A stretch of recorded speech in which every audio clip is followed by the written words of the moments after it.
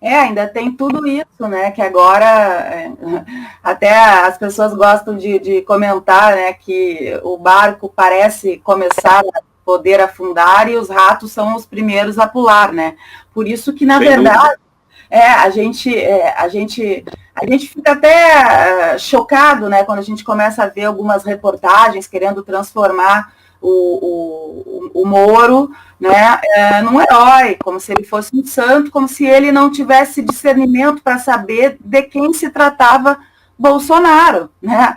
Porque eu fico pensando, se muitos de nós já sabíamos, né, desde a eleição, quem seria ele, é claro, ele até consegue nos surpreender realmente todos os dias, mas é óbvio que o Moro sabia exatamente quem ele era, né? E agora querem colocar o Moro como se, olha, mas ele foi muito bacana, porque simplesmente ele não admitiu a intromissão do presidente da República, ele foi correto na Polícia Federal. Mas a gente sabe que devem ter outras coisas, né, por trás disso tudo, que não é exatamente isso, né? Olha, o pé de barro de corrupção do Bolsonaro é aquele espaço onde ele teve orçamento público para administrar. Ele nunca foi prefeito, nunca foi governador, nunca foi ministro, portanto, o que ele tinha para administrar era o gabinete dele, de deputado. E eu afirmo isso, nunca me processou, porque ele sabe que eu sei que é verdade e eu tenho documentos. O Bolsonaro roubava, Juliana, dinheiro da gasolina do gabinete dele. O gabinete dele era 30 metros do meu, na Câmara Federal. Bolsonaro tinha 6 funcionários fantasma que assinavam o recibo e ele botava o dinheiro no bolso. Uma dessas funcionárias fantasmas era a filha desse Queiroz, que é o parceiro dele, que tem 10 homicídios nas costas, porque a partir de um certo momento, o Bolsonaro passou a se ligar com as milícias do Rio de Janeiro. E as milícias, elas atuam achacando o povo, vendendo sinal de TV a cabo clandestino, cobrando ágio em botijão de gás, agora construindo. Pois bem, os filhos do Bolsonaro estão sendo investigados e o Flávio Bolsonaro pediu 9 vezes aos tribunais para suspender a investigação. Ora, se algum dia for acusado de qualquer coisa, eu quero que a investigação seja rápida, profunda e severa, porque se eu sou sério, não tenho nada para esconder. Eu quero que a investigação deixe todo mundo com clareza, porque todo mundo pode ser na política acusado falsamente. Isso é, infelizmente, uma verdade de uma cultura política muito atrasada, como ainda é a nossa. Mas se algum dia eu for acusado de qualquer coisa, como já no passado alguém quis insinuar, eu processo. E exijo provas, exijo apuração, enfim. Pois bem, hoje está flagrante. O Ministério Público já tem as provas de que o filho do Bolsonaro, mancomunado com as milícias, estava roubando dinheiro do gabinete. E o Bolsonaro tem um patrimônio declarado de 15 milhões de reais. Se você fizer, como eu já fiz, o cálculo de tudo que ele ganhou a vida inteira, e não tivesse gasto nem para comer, nem para vestir, nem para nada, zero, esse patrimônio não poderia existir. Um camarada que foi a vida inteira, o capitão, reformado do Exército, aposentou-se com 33 anos de idade, ou na verdade foi aposentado, à força, e depois virou deputado, 28 anos, do baixíssimo clero da corrupção, ligado a tudo que não presta. Portanto, a corrupção, o Moro está cansado de saber.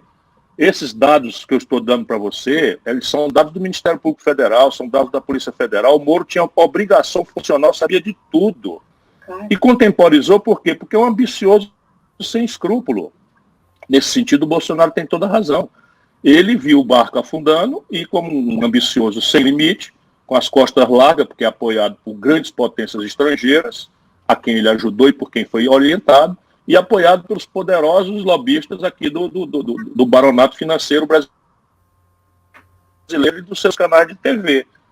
Essa é a tragédia brasileira. Agora, eu volto a dizer, numa hora em que nós precisamos estar todo mundo pegado junto para enfrentar a pior crise econômica da história, junto com a pior crise de saúde pública da história brasileira. E o Brasil, ao invés de estar fazendo isso, nós estamos aí nesse nível de novela escandalosa produzida por um presidente que, infelizmente, não está à altura dos 57 milhões de votos dos irmãos e irmãs brasileiros que votaram nele.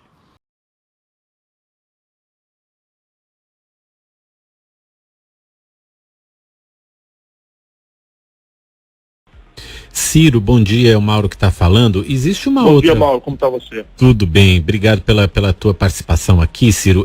Uma outra questão a se levar em consideração e que o presidente pode enfrentar são as investigações que estão no Supremo Tribunal Federal. A que está andando mais rápido no momento é a que diz em relação à demissão do ex-ministro Sérgio Moro. Você acredita que isso resulte num pedido de abertura de processo contra o presidente? Acho muito difícil. Acho muito difícil porque o Procurador-Geral da República foi escolhido pelo Bolsonaro fora de qualquer lista, fora de qualquer liderança dentro da instituição, e tem marcado um posicionamento muito antagônico a tudo que é controle sobre o Jair Bolsonaro. É evidente que ele, ao pedir o inquérito, ele está abrindo a possibilidade desse processo acontecer. E nós devemos acompanhar, mas me parece que a motivação muito maior é de alcançar o Sérgio Moro por prevaricação e por denunciação caluniosa. Então de pegar o próprio Moro, né? A gente tem várias perguntas aqui. Acho que essa é a intenção dele. Está escrito na representação. Ele hoje navega nessa maionese, sabe? Porque, de novo, qual é a proposta do Moro para o desenho econômico brasileiro? Qual é a compreensão que ele tem da pandemia, da saúde pública? Qual é o desenho do SUS? Existe subfinanciamento? Qual é o problema gerencial? Como é que a gente tem que amadurecer uma educação que nos transforme num país que seja pelo menos metade da qualificação argentina? Então, qual é a ideia dele? Não, no estagiário, vamos botar ele na presidência da República para ele começar a aprender. Ora, isso é o Bolsonaro. Piorado.